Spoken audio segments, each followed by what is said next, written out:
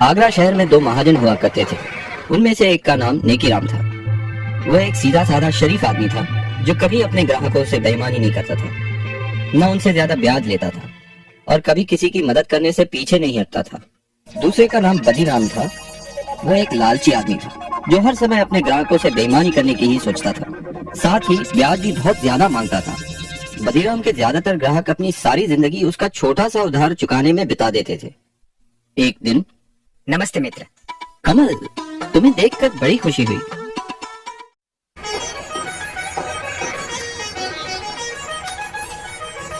मित्र, क्या 300 सोने की अशर्फियों से तुम्हारा काम बन जाएगा? मैं सिर्फ इतने का ही इंतजाम कर पाया, बाकी की रकम मैं तुम्हें अगले हफ्ते तक दे दूंगा। नेकीराम, मुझे आज रात ही जयपुर के लिए रवाना होना है और अगर पैसे ना मिले तो मैं बर्बाद हो जाऊंगा। मेरा सब कुछ दांव पे लगा है। ठीक है, मैं कुछ सोच के बताता हूँ। हाँ, बदीराम बगल में ही है। मैं उसे काफी सालों से जानता हूँ। वो भी एक महाजन है। मैं तुम्हारे लिए उससे पैसे उधार लेता हूँ। मेरा मित्र कमल जयपुर से आया है। मैं उसे बचपन से जानता हूँ। उसे पैसों की सख्त जरूरत है। मुझे 200 सोने की अशर्फियों की जरूरत है। ये रकम में 6 महीने को इस रकम की सख्त जरूरत है। तो मैं तुम्हारी ये शर्त मंजूर करता हूँ, क्योंकि मुझे यकीन है कि मेरा मित्र मुझे धोखा नहीं देगा और मेरे पैसे जरूर लौटाएगा और मैं तुम्हारी इस शर्त से बच पाऊंगा। ठीक है, ये लो तुम्हारी 200 सोने की अशर्फिया। लेकिन याद रखना, अगर तुमने 6 महीने में मेरे पैसे नहीं लौटाए तो तुम्हें मुझे अपने जिस्म का एक सेर मांस देना होगा। कमल, अब मेरी जिंदगी तुम्हारे हाथों में है मित्र। कैसे भी करके ये रकम 6 महीने में लौटा देना। हे भगवान, बड़ा जालिम आदमी है। घबराओ नहीं नेकीराम, मैं पूरी रकम लेके लौटूंगा और उस जालिम आदमी का कर्ज उतार दूंगा। तुम एक सच्चे मित्र हो, बहुत बहुत धन्यवाद। लेकिन मैं तुम्हारा ये एहसान कभी नहीं भूलूंगा। तुम्हें मुझे अपने जिस्म का एक सेर मांस देना होगा। बदीराम, तुम्हें तुम्हारे पैसे मिल जाएंगे। मेरा मित्र मुझे निराश नहीं करेगा।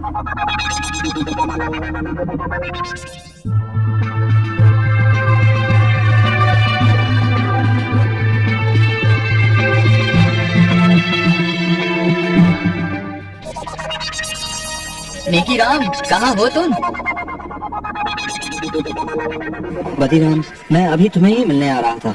कमल अब तक लौटा नहीं। जरूर कुछ समस्या हो गई होगी।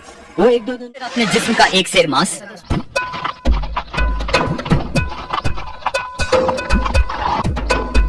ये क्या हो रहा है यहाँ?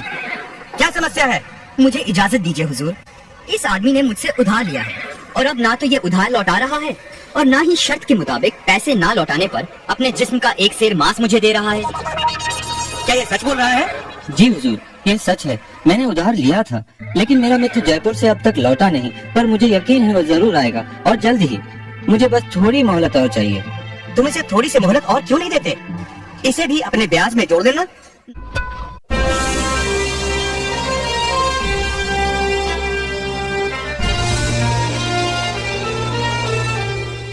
इसलिए मैं इन्हें यहाँ ले आया हुजूर। बीरबल, अब तुम ही ये मामला सुलझाओ। हुजूर, मेरा नाम कमल है, नेकीराम का मित्र, जिसकी वजह से ये समस्या खड़ी हुई है। मुझे शहर से लौटते हुए जरा देर हो गई, लेकिन मैं बदीराम के पूरे पैसे लाया हूँ। बदीराम, तुम्हें तुम्हारे पैसे वापस मिल गए, तो मेरे ख्याल से ये मसला अभी सुलझ गया है।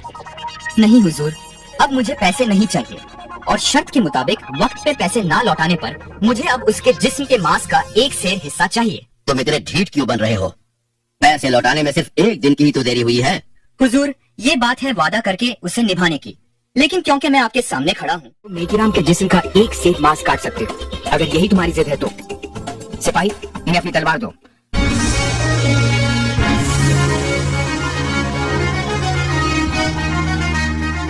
जाइए शौक से अपने वादे के मुताबिक अपने हक का एक सेर मांस काट लीजिए।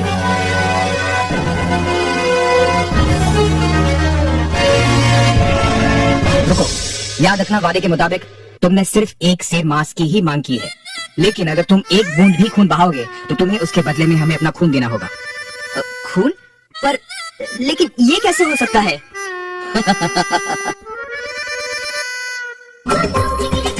ये व्यापार में है। मैं माफी चाहता हूँ हुजूर, मुझे माफ कीजिए। तुम्हें माफी नहीं मिल सकती। मुझे ये भी पता चला है कि तुम काफी लोगों के साथ बेईमानी कर चुके हो। तुम्हें 1 साल की कैद की सजा सुनाई जाती है। और नेकी राम को जो रकम तुमने उधार दी है वो हम नेकी राम को उसकी परेशानी के एवज देते हैं। सिपाहियों, इसे काल कोठरी में डाल दो। शुक्रिया जहांपना, शुक्रिया बीरबल जी। बीरबल, एक बार फिर तुमने अपनी चतुराई से इंसाफ को जीत दिलाई। शाबाश, शाबाश बीरबल, शाबाश। शुक्रिया हुजूर। राजा बीरबल जिंदाबाद, शहंशाह अकबर जिंदाबाद, राजा बीरबल। एवरीवन, कैसे हैं आप? घबराने की बात नहीं, आप तो सोच रहे होंगे मैं कौन हूँ, कहाँ से आया, वीडियो के कहाँ से आया। वीडियो को बैक नहीं करना, थोड़ा सा पैगाम है, सुन के आगे कार्टून एंजॉय करते रहना। ठीक, मैं अपना पैगाम शुरू करता हूँ। आप लोग सोच रहे होंगे कि मैं कौन हूँ, तो मैं सबसे पहले अपना आपको विजिट करवा लूँ कि मेरा नाम अबू बकर है और मैं पाकिस्तान से बात कर रहा हूँ। मैं बल्ला जो आप कार्टून देखते हैं, मैं इस कार्टून का ओनर हूँ, मैं इस कार्टून को बनाता हूँ। ठीक, अब कार्टून को देख तो लेते हैं मगर कोई रिस्पॉन्स नहीं देते यार, मुझे मेरी भी नजर लगती है। मैं जानता हूँ कि मेरे ज़्यादातर कार्टून इंडिया, बांग्लादेश, नेपाल, पाकिस्तान से देखे जाते हैं, मगर ज़्यादातर फैन मेरे इंडिया में है। मैं इंडिया वालों का बहुत बहुत शुक्रगुजार हूँ। Thanks for India. तो इंडिया वालों, आपने मुझे बहुत अच्छा रिस्पॉन्स दिया, मेरे व्यूज़ बहुत अच्छे आ रहे हैं। तो सब मेरी वीडियो को इंडिया से देखते ज़रूर है, मगर सब्सक्राइब करना भूल जाते हैं यार। सब्सक्राइब फ्री है यार, सब्सक्राइब कर दिया करो यार, मेहरबानी आपकी। तो जो लोग न्यू मेरे अकाउंट में आते हैं, इंडिया से, नेपाल से, बांग्लादेश से, जिस भी कंट्री से मेरे वीडियो को विजिट करते हैं, आके वॉच करते हैं, वो पहले सब्सक्राइब का बटन दबा दिया करें। सब्सक्राइब बिल्कुल फ्री है यार, सब्सक्राइब करता हूँ यार। मेरी भी कुछ हौसला अफजाई हो जाती है, मेरे भी फिर हौसला अफजाई होती है कि मैं आप लोगों के लिए ना कि नई हो एपिसोड में आया करूँ। तो आप सामने करना कुछ भी नहीं है, बस वीडियो को इधर ही वीडियो को रोके, स्किप नहीं करना, वीडियो को इधर रोक दी ना। अब जाके सब्सक्राइब करें और फिर वीडियो कंटिन्यू करें। उसके बाद आप लोगों को मैं ये कहना चाहता हूँ कि मैं इंडिया वालों को बहुत शुक्रगुजार हूँ। इंडिया वालों मैं आपको ज़्यादातर टाइम दूँगा, अपने कार्टून जाके करें। मुझे ज़्यादातर मैंने अपनी यूट्यूब स्टूडियो में जाके देखा था कि मेरी इतनी फैन फॉलोइंग इंडिया में है जितनी मेरी पाकिस्तान में नहीं, क्योंकि मैं हूँ पाकिस्तान से। तो यार मैं बहुत बहुत शुक्रगुजार हूँ आपका। Thank you very much India people for watching my video and you have given me a lot of your views, like, subscribe, but you are watching, you are also remember processing the subscribe button. Thank you very much India Army. Nothing the my for watching this. Go ahead, enjoy your cartoon. Love you all. दिन वह किसान अपने खेतों की तरफ जा रहा था, तभी उसे एक गड्ढे में से आवाज आती है। अरे ये कैसी आवाज है? लगता है कोई कुत्ते का बच्चा है जो मुसीबत में है। मुझे इसे बचाना होगा, नहीं तो ये मर जाएगा। फिर वह गड्ढे में झांक कर देखता है तो उसे वहाँ एक छोटा सा कुत्ते का बच्चा दिखाई देता है। वह उसे देखकर दंग रह जाता है। उसका रंग नीला होता है। ये तो कोई मिला, क्या मैं इसे अपने साथ रख सकती हूँ? मुझे बचपन से एक कुत्ते के बच्चे को पालने का बहुत शौक था। हाँ हाँ, क्यों नहीं, मैं इसे तुम्हारे लिए ही तो लाया हूँ। लेकिन ये आपको मिला कहाँ से? मैं खेत की तरफ जा रहा था, तभी अचानक गड्ढे से इसके रोने की आवाज आई। मैंने झांक कर देखा तो मुझे ये उसमें पड़ा हुआ मिला। ये जरूर भूखा होगा, तुम इसे कुछ खाने को दे दो। इतना बोलकर किसान वहाँ से चला जाता है। फिर सुमन उसकी खूब देखभाल करती है। वह दिन भर उसके साथ खेलता कूदता है। आन की है नहीं? अरे भाई, इससे तो ये किसी गड्ढे में पड़ा हुआ मिला था। मुझे तो लगता है जरूर ही ये कोई जादुई कुत्ता है। तुम्हें क्या लगता है बाजार में इसकी क्या कीमत होगी? भाई ये तो नायाब चीज है, ये तो अनमोल होगा। इसके हमें मुंह मांगे पैसे मिलेंगे। भाई हर नायाब चीज पर तो सिर्फ हमारा ही अधिकार है। देर किस बात की, आज रात को ही इसे किसान के घर से चुरा लेंगे। रात होने पर किसान और उसकी पत्नी घर में सो रहे होते हैं। तभी लड़ डालते हैं और उसे बेचने के लिए निकल पड़ते हैं। रास्ते में उन्हें एक सेठ मिलता है।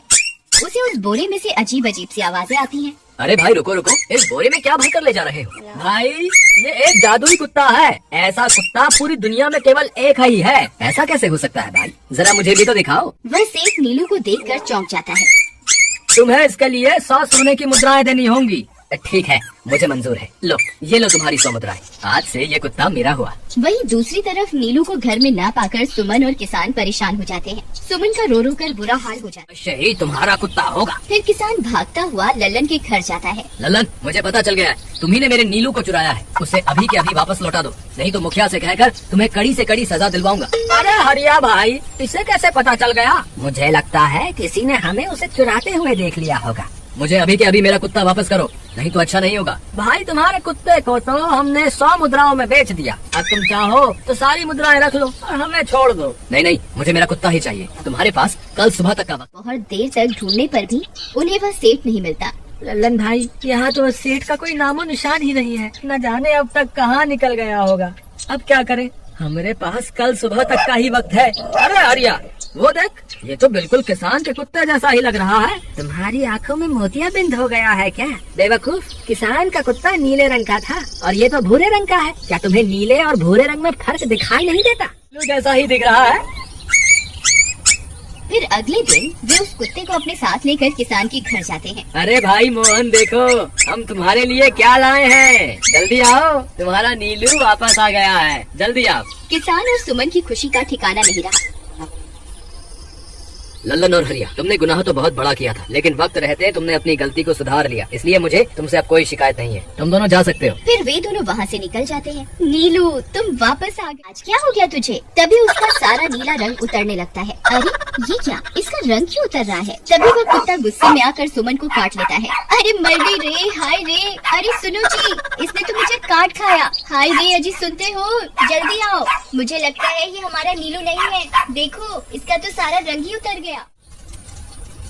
अरे क्या हुआ भाई, इतने गुस्से में क्यों हो? तुम्हें क्या लगता है मैं बेवकूफ हूँ? तुम किसी भी आवारा कुत्ते को नीला रंग चढ़ाकर हमें दे दोगे और हम मान लेंगे कि वो नीलू है। भाई हमें माफ कर दो, हमने उस सेठ को ढूंढने की बहुत कोशिश की, लेकिन उसका कोई नामो निशान नहीं मिला। भाई तुम ये 100 मुद्राएं रख लो, अब इससे ज्यादा हम तुम्हारे लिए और कुछ नहीं कर सकते। अगर तुम चाहो तो हमें जेल भिजवा। बस आएगा। हम एक काम करते हैं, कल सुबह इन 100 मुद्राओं का भोजन खरीद कर गरीबों में बांट देंगे। क्या पता उनकी दी हुई दुआओं से हमारा नीलू वापस आ जाए। अगले दिन सुबह होने पर वे दोनों उन पैसों से गरीबों में भोजन बांट देते हैं और वापस अपने घर की ओर चल देते हैं। तभी उन्हें कुछ आवाजें सुनाई देती हैं। वे दोनों चौंक जाते हैं। अरे ये तो मेरे नीलू की आवाज है। नीलू, नीलू तुम कहाँ हो? तभी सामने से नीलू भागता हुआ उनके पास आता है। नीलू तुम वापस आ गए। तुम कहाँ चले गए थे? मैं तुम्हारे बिना कितनी उदास हो गई थी। किसी ने सच ही कहा है, दुआओं में बहुत शक्ति होती है।